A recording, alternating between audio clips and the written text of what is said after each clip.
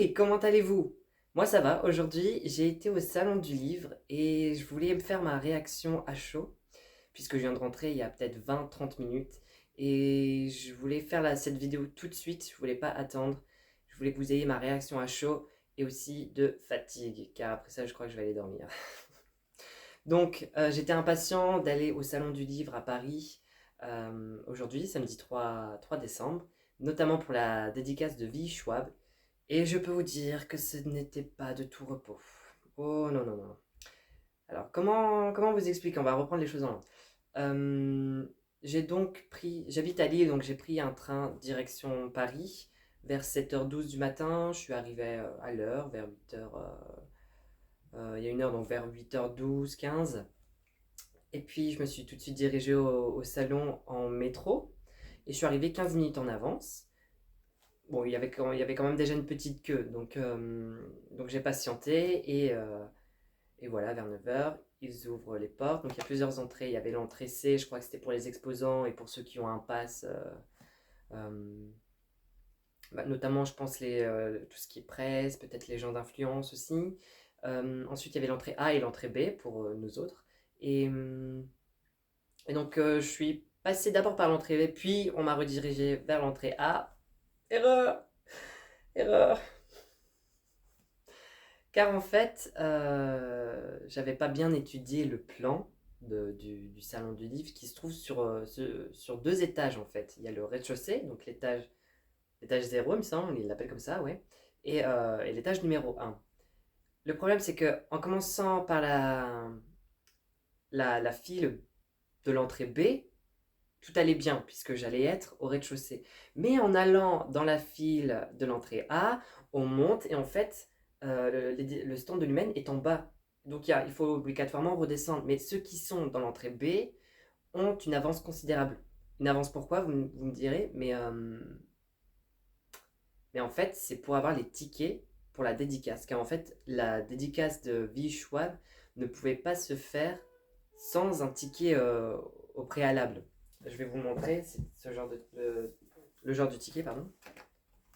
C'était un ticket comme ça. Donc, je ne sais pas si on voit très bien. Et au dos, on a notre prénom et une heure de passage pour la dédicace. Donc là, vous voyez que le mien, c'est 11h30. Mais il faut savoir qu'au début, j'en avais pas.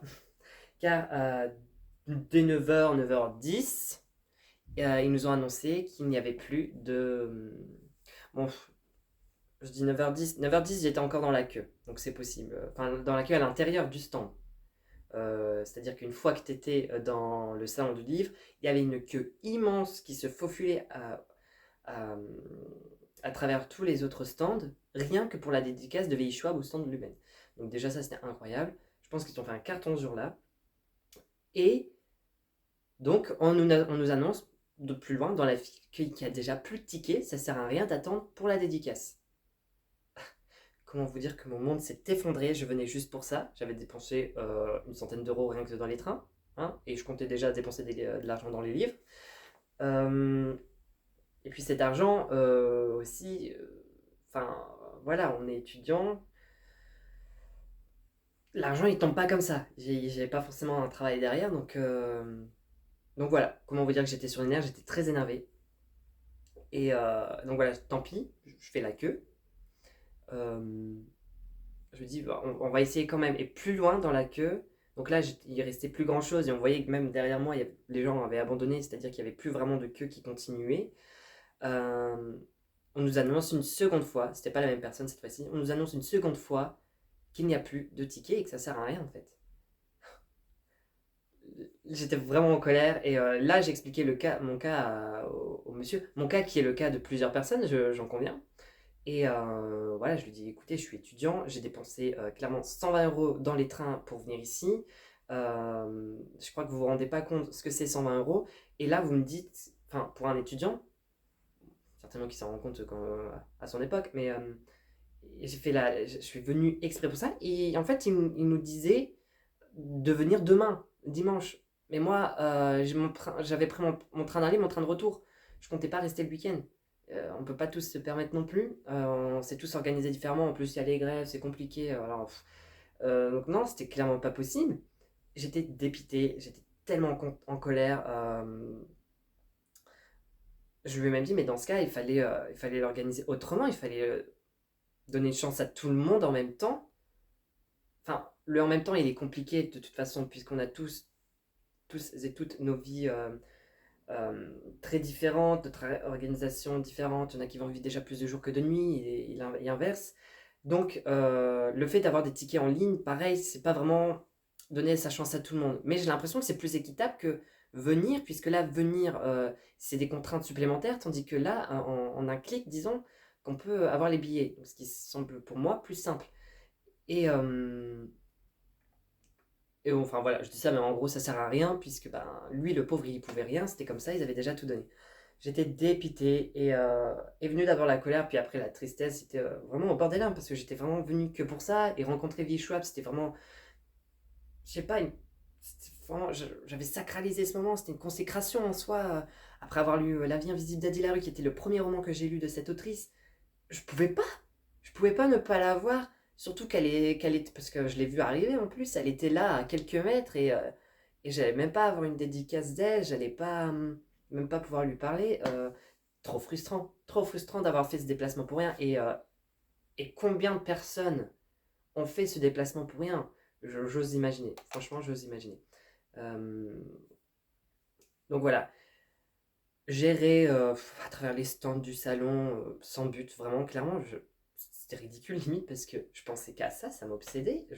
J'étais venu que pour ça. Il n'y avait aucune autre dédicace qui m'intéressait puisque j'avais pas forcément lu les livres des auteurs et j'aime pas dédicacer des livres quand je les ai pas lus puisque je préfère faire des dédicaces personnalisées.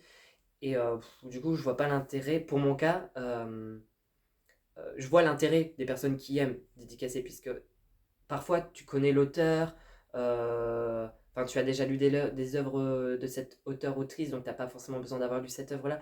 Mais bon, c'était pas mon cas, donc pour moi je voyais pas l'intérêt, j'étais vraiment venu que pour V. Schwab. Et à la rigueur acheter quelques livres, mais pour une dédicace, c'était que V. Schwab. Donc voilà, et en fait à un moment donné, ben, donc le gars m'a dit finalement, enfin le monsieur, on va éviter de l'appeler le gars, le monsieur qui s'occupait du stand m'a dit, bah écoutez, venez 15 minutes avant la fin, si ça avance plus vite que prévu, il y a possibilité, il m'a rien promis, mais il est possible que on puisse vous faire passer et que vous puissiez faire dédicacer votre livre. Ça m'a donné un peu d'espoir, et en fait, donc je suis peut-être parti 30 minutes faire le tour des stands, ouais, à quoi bon, j'avais limite envie de repartir, parce que vraiment j'étais venu que pour ça. Et en fait, après, je suis revenu au stand Lumen et je suis resté toute la matinée devant le stand. C'est-à-dire que je pouvais pas partir, j'arrivais pas à me faire à l'idée que c'était fini alors que rien n'avait commencé. Donc je suis resté devant en fait et, j'ai vu Vieille Schwab arriver avec son grand sourire. Oh là là, mon Dieu, ça m'a fendu le cœur au début quand je pouvais pas la voir.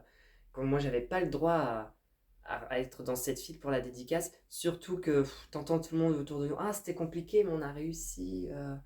Puis t'en entends d'autres aussi. Ah, ben, on n'a pas réussi, qui sont vraiment deg.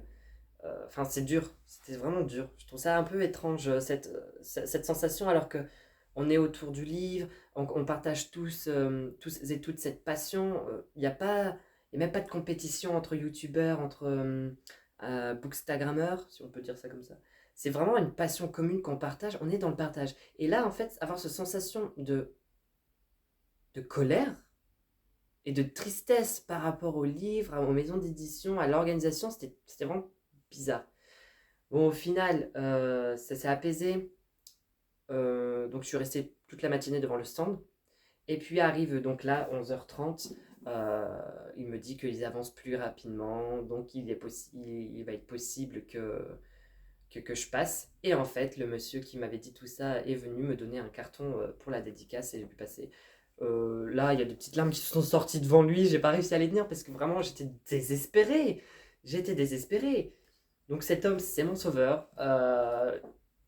Voilà, je l'ai remercié 1000 fois. Je me suis même excusé parce que j'ai pas été méchant, mais j'ai pas été tendre. J'ai montré mon agacement.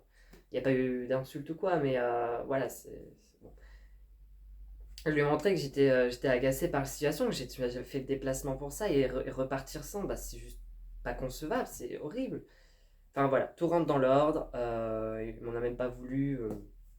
Et voilà, donc j'ai pu avoir ma dédicace de Vichyssoise. Mon Dieu, je suis heureux. Et donc voilà, cette dédicace c'est au nom de Adi. Adi, we all remember you. Je suis tellement content. Voilà, c'est comme je vous le dis, c'est une consécration de pouvoir faire ça. Surtout quand on est passé à ça, de ne pas pouvoir, et au final de passer à ça, d'y arriver, et d'y arriver surtout. Incroyable. Donc voilà, j'ai pu me faire dédicacer La vie invisible d'Adi Larue. Je suis chanceux, je suis désolée si vous faites partie de ceux qui n'ont pas pu. Il y a d'autres personnes dans mon cas qui eux aussi se sont vu octroyer le droit d'avoir un ticket pour la dédicace en rap, disons, à la fin, parce qu'ils avançaient plus rapidement. Et donc au stand de Lumen, je me suis donc acheté This Savage Song dans l'édition Lumen parce que je l'ai en anglais et je commençais à le lire en anglais. Mais cette édition est beaucoup trop belle. J'aime aussi l'idée d'avoir tous les Lumen de Vichyssoise les uns à côté des autres. Donc voilà, et du coup c'est ma lecture en cours puisque je vais le continuer en français et pas en anglais. Je vous fais pas de speech sur This Savage Song. Je pense qu'il passe assez partout. Il fait beaucoup de bruit. De toute façon, tous les romans de Vichyssoise font beaucoup de bruit.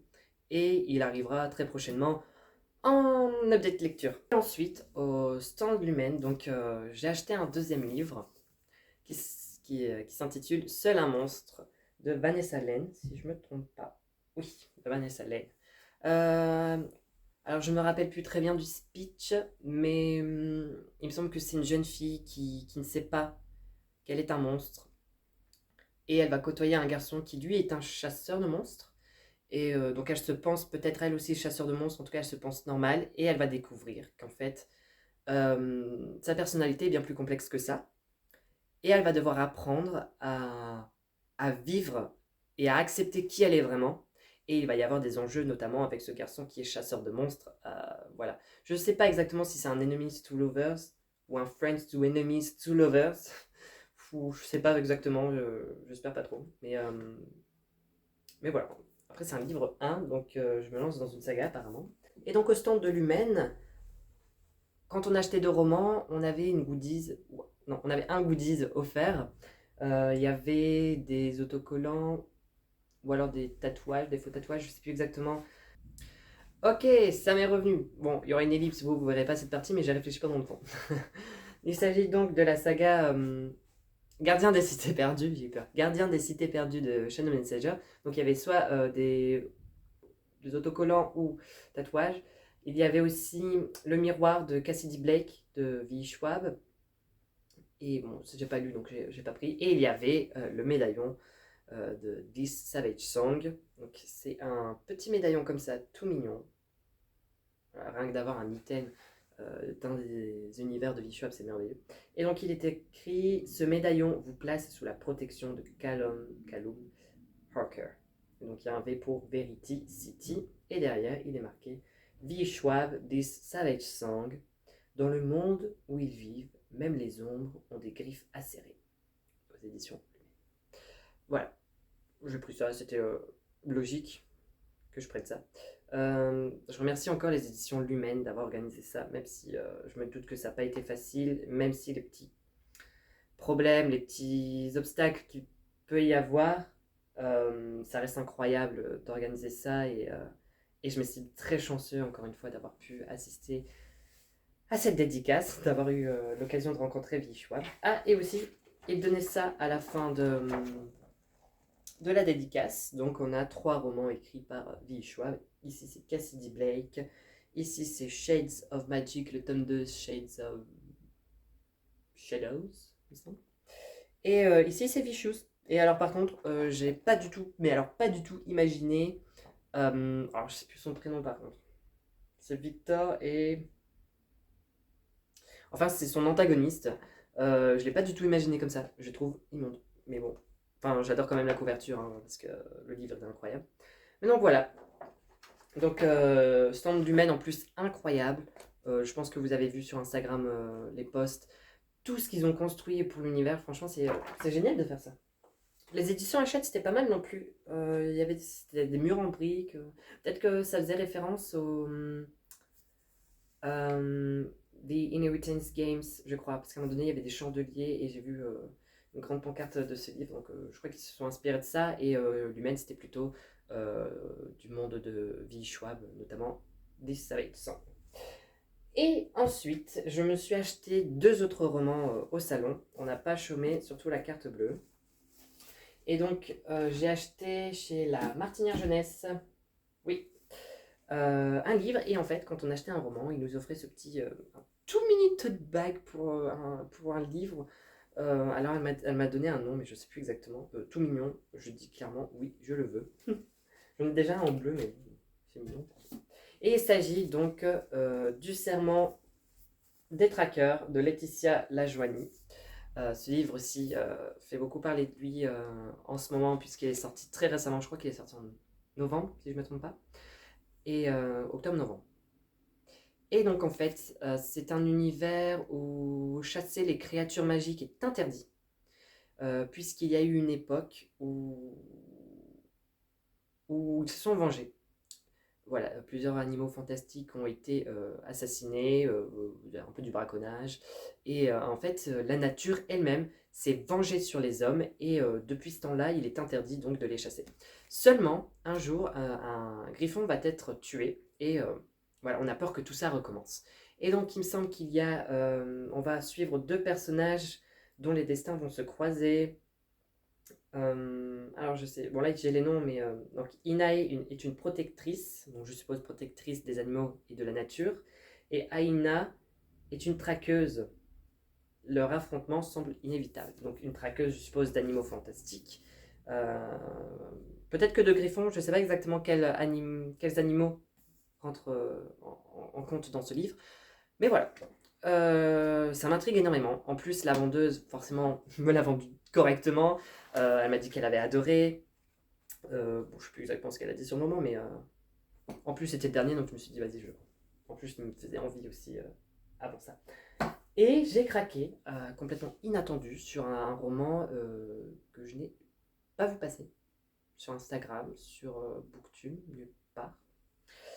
Ni même en librairie quand je me déplaçais, donc c'est peut-être une sortie exclusive. Bon, après, c'est vrai que je ne suis pas forcément cette édition, je crois, sur Instagram, mais il s'agit de Mystic Flown. Mystic Flamme. Ah, je sais plus. Mystic Flown, Mystic Flamme. Tome 1, Le Maître des Arcanes. Et c'est écrit par Dana B. Chalice. Déjà, cette couverture est magnifique. Voilà. Mais c'est pas tout. Voilà. Je pense qu'il n'y a pas besoin de rajouter autre chose. Après, la couverture, elle est blanche, simple, mais c'est aussi joli. Mais alors ça, derrière, c'est magnifique. Et donc, je suis pas sûre d'avoir bien saisi le speech. On nous parle de magie au pluriel, il y aurait plusieurs types de magie. On nous parle aussi d'armes robotisées mobiles. Et donc en fait, ces armes robotisées mobiles, alors est-ce qu'elles ont disparu? Ah oui, donc il est dit que les ARM, donc armes robotisées mobiles, sont les vestiges d'une civilisation perdue. Et en fait, apparemment, ils seraient la clé d'un secret. Un secret bien gardé. Et donc en fait, nos héros vont devoir chercher justement ce secret, révéler un peu tout ça au monde. Très intriguant. Je le vends pas très bien puisqu'en fait je sais pas exactement de quoi il en parle. Je trouve que le résumé derrière n'est pas très clair, mais en fait il m'a intrigué vraiment. Et c'est la couverture surtout qui m'a donné envie. Alors, je sais pas si le focus se fait, mais. Donc voilà, donc désolé, je peux vraiment pas. En plus, il y a ça à chaque chapitre, c'est génial. Je peux pas en faire un bon résumé puisque je suis pas sûre d'avoir bien compris. Mais en tout cas, je pense le lire prochainement. Je dis ça à chaque livre. Donc voilà, ça c'était mes achats du salon du livre. Donc une fois que j'ai parcouru tous les stands, si je voulais, je pouvais acheter plein de choses, mais je me suis déjà restreint, c'était suffisant, surtout au prix des livres. Ils nous offraient aussi un chèque de 4 euros. Donc clairement, je l'ai pris. N'oubliez pas de prendre, bon, vous verrez cette vidéo, il sera déjà trop tard, mais pour les années prochaines, pardon. N'oubliez pas de prendre votre chèque de 4 euros. 4 euros, c'est déjà ça. Euh, c'est sûr que par exemple là j'ai pris 4 livres, 4 euros sur 4 livres, ça représente pas beaucoup, mais c'est déjà ça de sauver, ça se prend quoi. Donc voilà, ça c'est tout pour mes achats du salon du livre. J'ai parcouru les stands, je suis restée jusque début, milieu après-midi et après je suis partie. Si on veut, on peut flâner encore toute l'après-midi, mais comme je n'attendais pas d'autres dédicaces, j'étais venue que pour la dédicace de Vichois, j'ai décidé de partir et je me suis un peu baladée dans les rues de Paris. J'ai été à la Bibliothèque nationale, euh, merveilleuse, avec la salle ovale incroyable. Je pense la publier sur mon Instagram. J'ai aussi été visiter les rues illuminées de la ville. Je suis passée par les passages. Je ne sais pas si vous connaissez les passages à Paris. C'est des passages couverts en fait. Et il y a des petites boutiques, souvent d'artisans, aussi de boutiques souvenirs. Et c'est très très très très joli, très attrayant. C'est une atmosphère très particulière en fait. Euh, et, euh, et du coup, j'ai acheté des petites babioles. J'ai acheté notamment 4 marque-pages et j'aurais pu en acheter plus. Donc j'ai acheté. Alors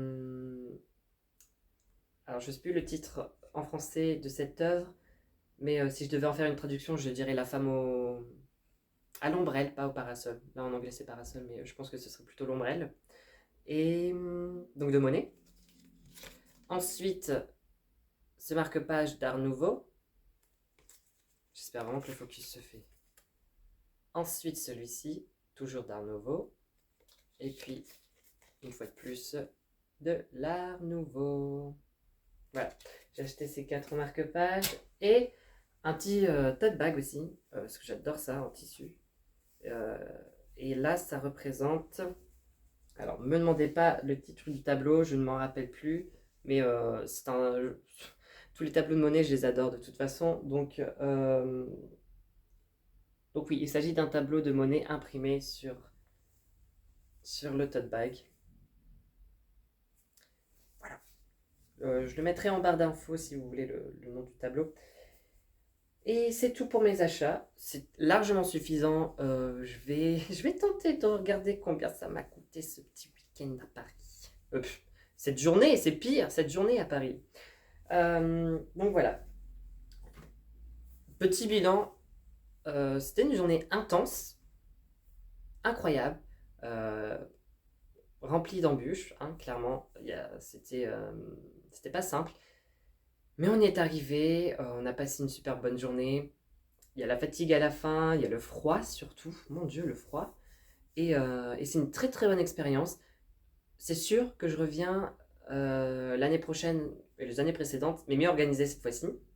Tout de suite, regarder les stands qui m'intéressent pour savoir vers quel fil je dois me diriger parce que j'ai pas envie que ça se reproduise. C'est tout pour cette vidéo. J'espère qu'elle vous aura plu. Dites-moi si vous avez été au salon du livre. Dites-moi les livres que vous avez achetés là-bas, les dédicaces que vous avez pu faire. Et n'hésitez pas à commenter, à me partager tout ce que vous voulez. Et je vous retrouve dans une prochaine vidéo pour un prochain chapitre.